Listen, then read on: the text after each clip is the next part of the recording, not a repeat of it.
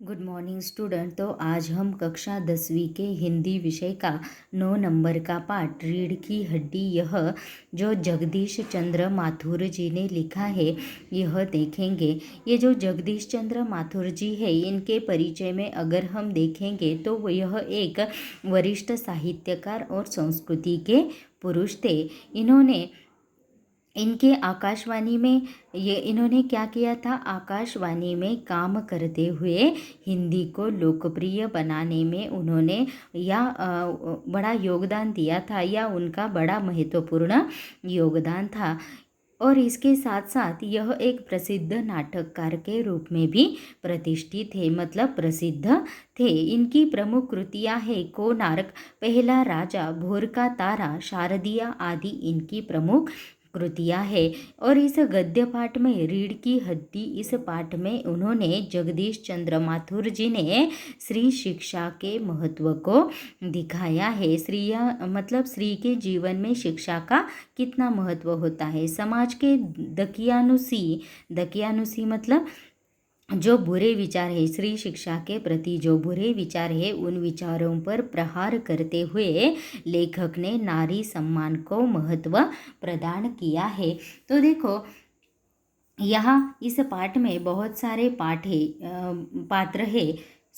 इस पाठ में देखो बहुत सारे पात्र है। यह क्या है, एक संवादात्मक पाठ है। उनमें से देखो, उन पात्रों में से उमा, यह एक सुशिक्षित युवती है। रामस्वरूप, यह उमा के पिताजी है। प्रेमा उमा की माँ है। शंकर एक युवक है, और गोपाल प्रसाद शंकर के पिता है। और उसके साथ साथ भी रतन नाम का वह एक रामस्वरूप का कौन है, एक नौकर है।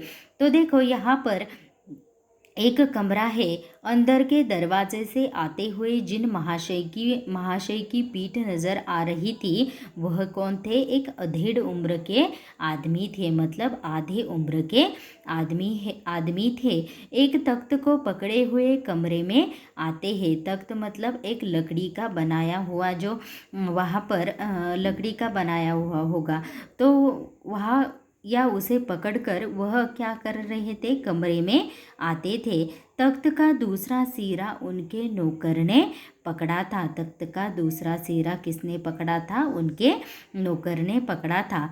रामस्वरूप, तो यहाँ पर रामस्वरूप कह रहा है कि अबे धीरे धीरे चल, अब तख्त को उधर मोड़ दे। रामस्वरूप जो उमा के पिताजी है, तो उन्होंने क्या कहा कि अबे धीरे धीरे चल, अब तख्त को उधर मोड़ दे। उधर तख्त के रखे जाने की आवाज़ आती है। उधर मोड़ दो, ऐसा कहने पर तख्त वहाँ पर रखा जाता है और उसके रखे जाने की आवाज़ आती है। तो रतन, रामस्वरूप का जो नौकर है रतन, वह क्या करता है, उस तख्त को, लकड़ी के तख्त को क्या कर देता है, बिछा दे साहब, ऐसा प्रश्न पूछता है, क्या मैं इसे रख दूँ, क्या बिछा दूँ।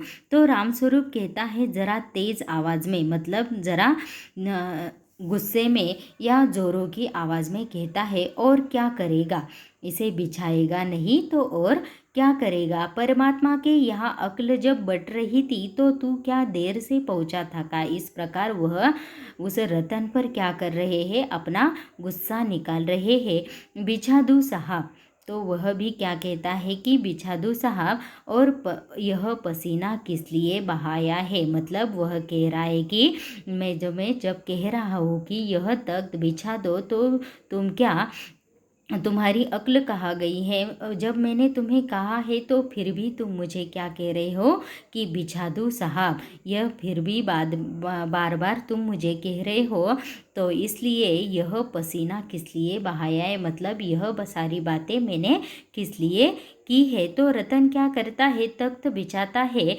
ही मतलब हंसकर तख्त बिछा देता है, मतलब अपने मालिक के गुस्सा होने पर, उसे डांटने पर उसे गुस्सा नहीं आता, और हंसकर वह क्या कर देता है, तख्त बिछा देता है। Thank you.